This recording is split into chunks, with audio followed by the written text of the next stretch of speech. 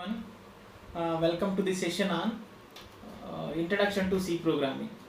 Last class we have seen the evolution of various programming languages and also how C language has been evolved.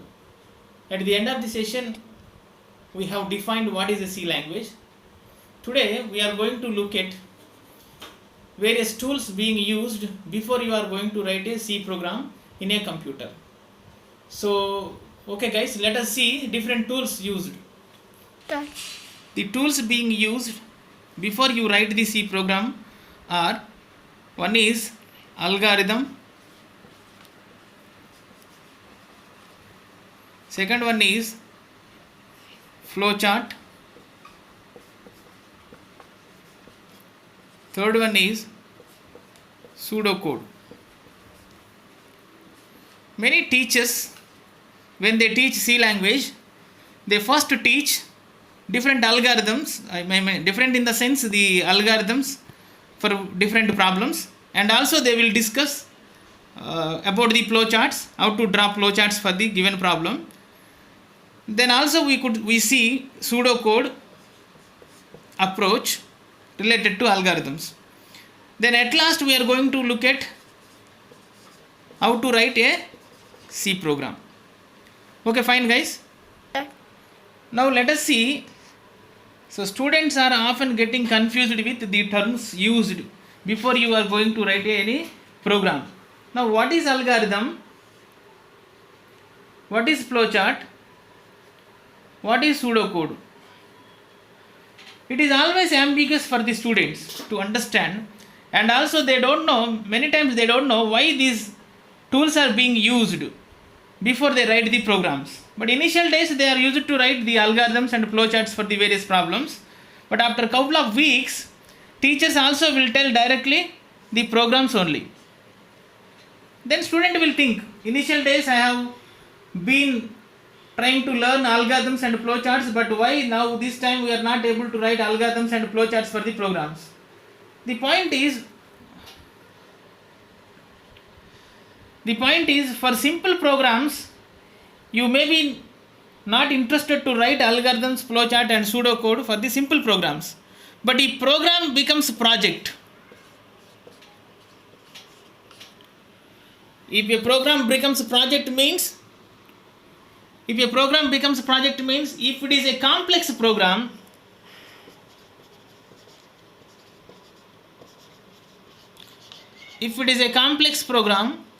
generally we prefer to write these things. Okay, any project in software industry, if software guys are developing a project, definitely they will be writing algorithm, flowchart and pseudocode before they directly implement the software project, guys. But in the academic institutes, because we will be focusing on only minor problems or small problems, for smaller problems sometimes you may be skipping writing the concept of algorithm, flowchart and pseudocode for the given problem. But however, the importance of algorithm, flowchart and pseudocode is really plays a vital role while you develop the software. Okay guys, let us try to understand what is this algorithm, flowchart, pseudocode and try to differentiate when they are used, what is the purpose of writing all these tools. We try to discuss one after another. Let us try to first understand the concept of algorithm. Algorithm, the word is a very broad term that represents a process, or simply it could be a blueprint of a process going to be implemented, or it can be defined as a prototype for a model to be built or for the product to be built, or in general, the non-technical way of understanding, you can say algorithm is simply a rough plan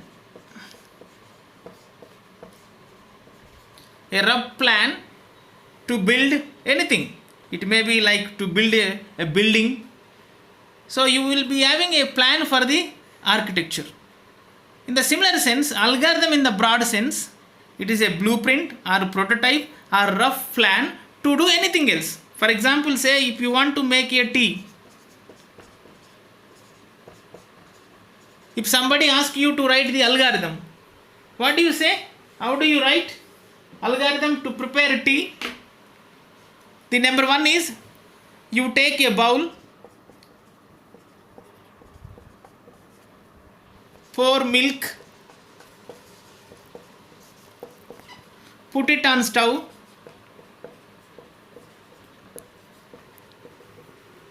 okay, add tea powder, comma, sugar, boil it for 10 minutes or 15 minutes.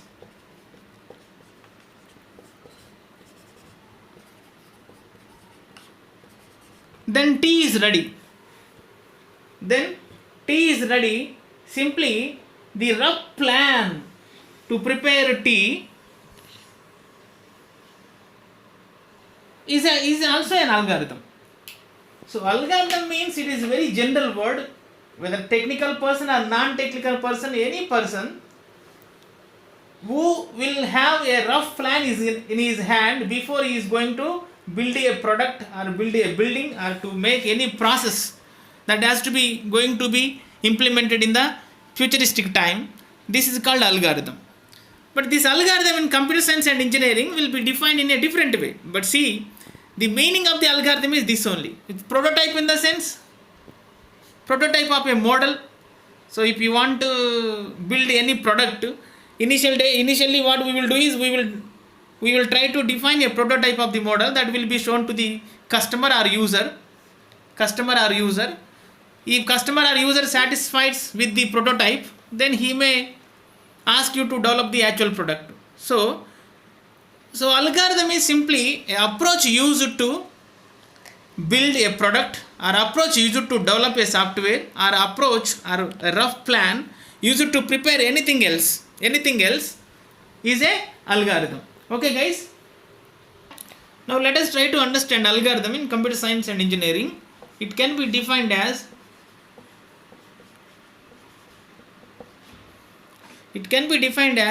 step by step process to solve any problem or task.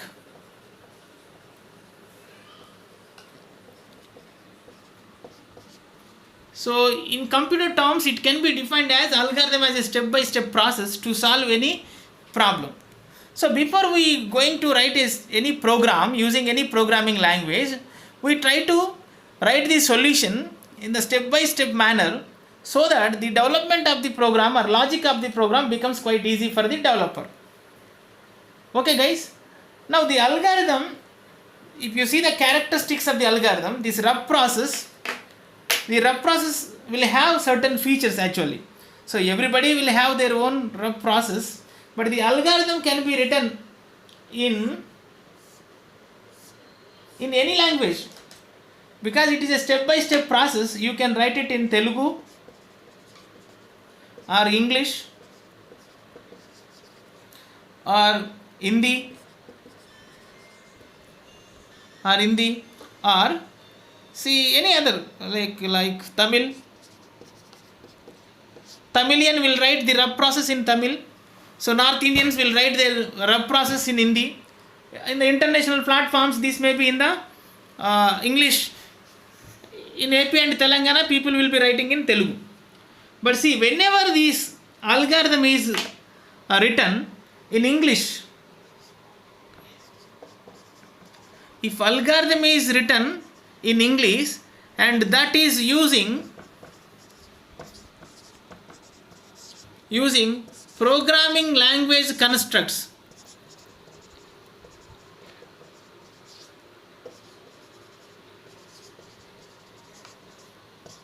this is important. Constructs means if I write my algorithm in Telugu, only Telugu people can understand. If I write in Hindi, only people who knows Hindi can understand.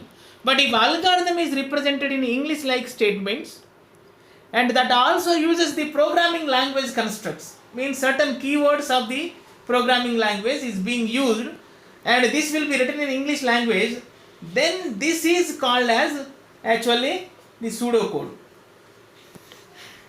Students often gets confused. So algorithm is accepted in the any language, but if it is said to be pseudocode, that has to be accepted in the international platforms.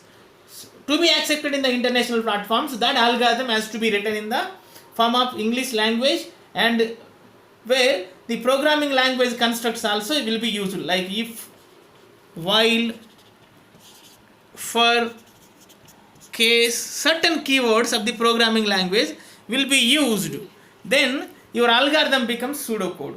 So I can say at the outset, the polished way of writing the algorithm in English like statements using programming language constructs, that becomes your pseudocode. Whereas algorithm is a step by step process, it is a independent of, you can say it is independent of language, and also it is also independent of programming language for communication.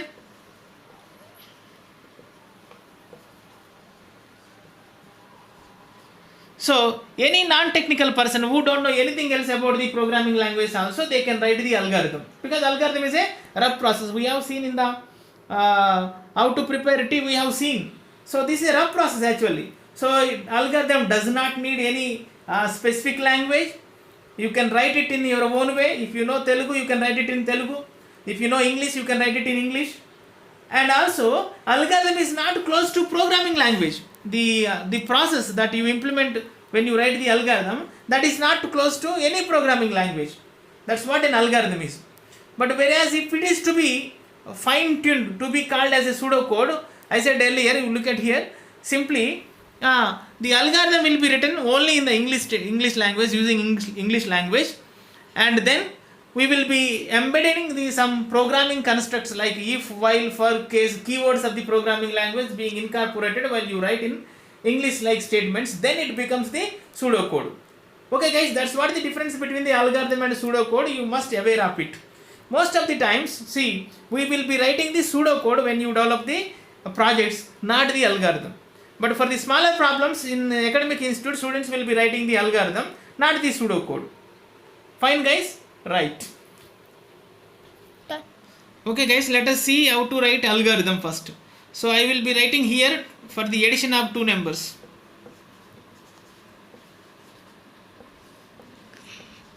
It is a simple algorithm. So how we will write? The basic step to write the algorithm is, okay, let us see how we will add two numbers that will be represented in the form of an algorithm.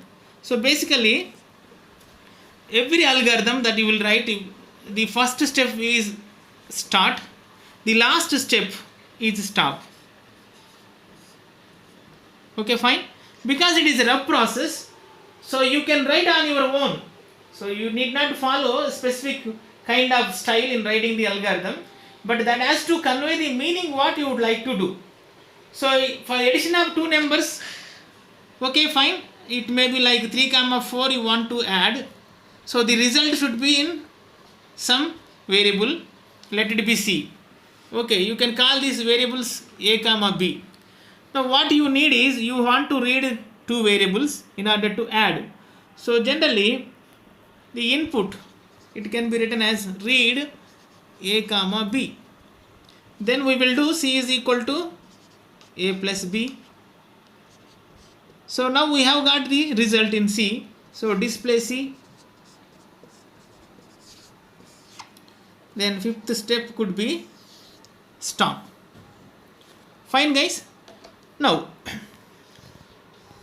you may think that you have to write in the same way. No, there is no need to write in the same style how I have written here. You can write it on your own. Only thing is that the rough process has to convey the meaning or the purpose of the process what you are doing, addition of two numbers. Now algorithm basically will have certain characteristics. So when you write the algorithm, every person has to remember some steps. Algorithm has to satisfy the certain characteristics. The characteristics of the algorithm are: one is input, second one is output, third one is finiteness, fourth one is definiteness, effectiveness. In fact, every algorithm that you are going to write, even though it is a rough process, it is a rough plan, it is a prototype, it is a blueprint, but make sure that the algorithm has to satisfy these characteristics. The first one is input. The input, there should be input for the algorithm. Either sometimes the algorithm can take 0 inputs or 0 or more number of inputs. If you look at the addition of the two numbers program, the input for the program is a comma b. What is the output? Output for the program is c. What is finiteness? The algorithm has to be ended in finite number of steps. The number of steps in our algorithm are 5, which is finite. You cannot write infinite number of steps. The next one is definiteness.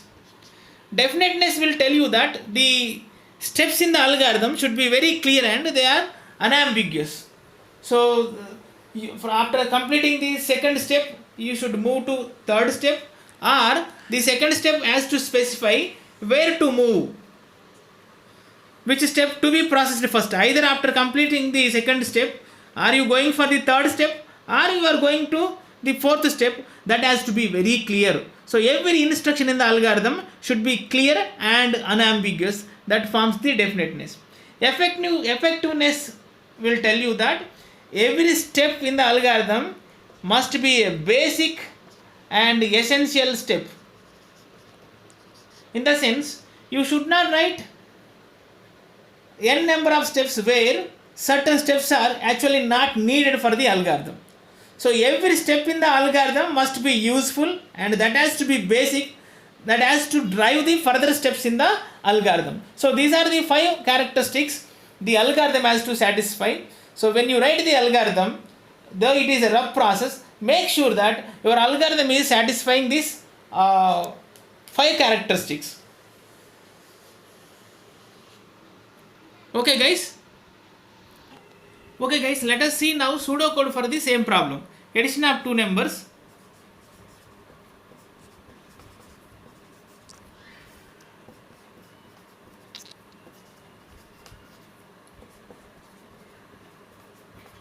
I said earlier, pseudocode is nothing. It is simply algorithm is going to be polished or fine tuned such that the algorithm written in any language will be simply in English language, and at the same time you will be using some programming constructs. So in pseudocode approach, what we will be normally doing is, each problem will start with instruction called begin. Then see, input a comma b. Process same, c is equal to a plus b, print c.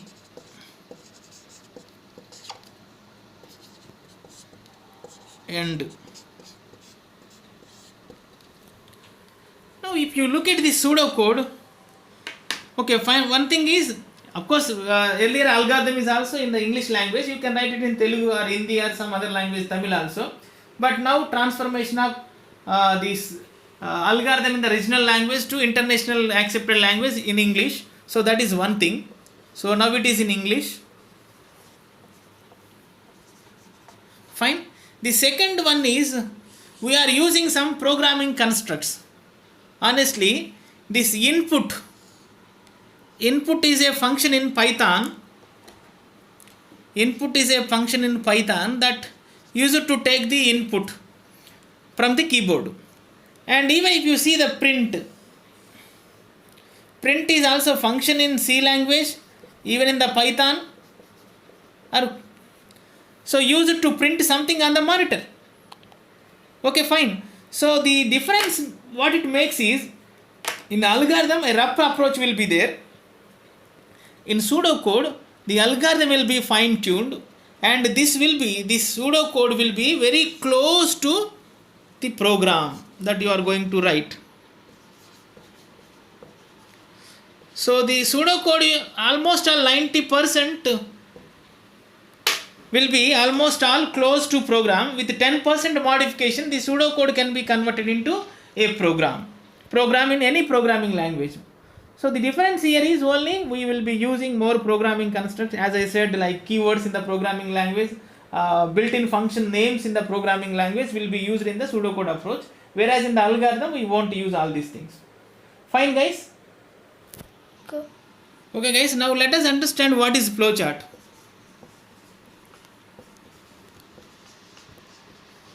Flowchart for the same problem, addition of two numbers I am taking. So what happens is, in the flowchart we will use symbols. Basically, flowchart is a pictorial representation of algorithm or pseudocode. It is a pictorial representation, graphical representation of process involved in the algorithm or in the pseudocode. So basically in the flowcharts we use some pre-specified symbols. So the start process in the algorithm or pseudocode normally will be represented in the form of a symbol called as oval. Then the arrow will represent the data flow. And then after start step in the algorithm, if you see what is there, so read a comma b, the data to be read or the data to be input for the program will be normally represented using a symbol called as parallelogram.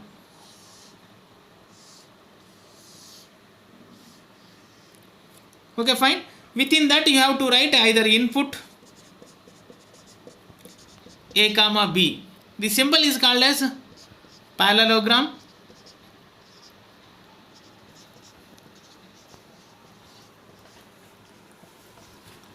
Then the mathematical operations will be represented in the rectangular box. Now C is equal to A plus B is the mathematical processing mathematical operations. Any mathematical logic is represented in the rectangle. So it's called as rectangle. Now again display, input or output will be only represented in the parallelogram. Okay, fine. Display or print C. Then again stop. Oval symbol is used to stop the process.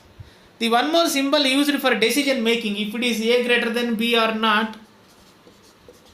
If it is decision making, the one more symbol will come very often in the flowchart.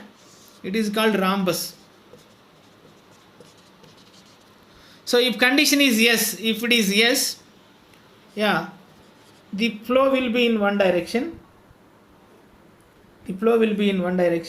If it is no, the flow or the sequence of operations will be in the another direction. So now the point is, why algorithm, why pseudocode, why flowchart? If you see, algorithm is independent of programming language, independent of communication language, whereas pseudocode is dependent on English language and dependent on programming language. Now algorithm and pseudocode will be understood by the specific people. If pseudocode has to be understood, then the user has some programming knowledge, otherwise he can't understand. But algorithm will normally understand by everyone. But the flowchart, if you look at the flowchart, we have symbols here. This is the symbolic language we are using to represent the solution to a problem. So because of this pictorial representation, a non-technical person, either he can be a 10th class student or intermediate student or BTech student, any non-technical person could able to understand by looking at the symbols.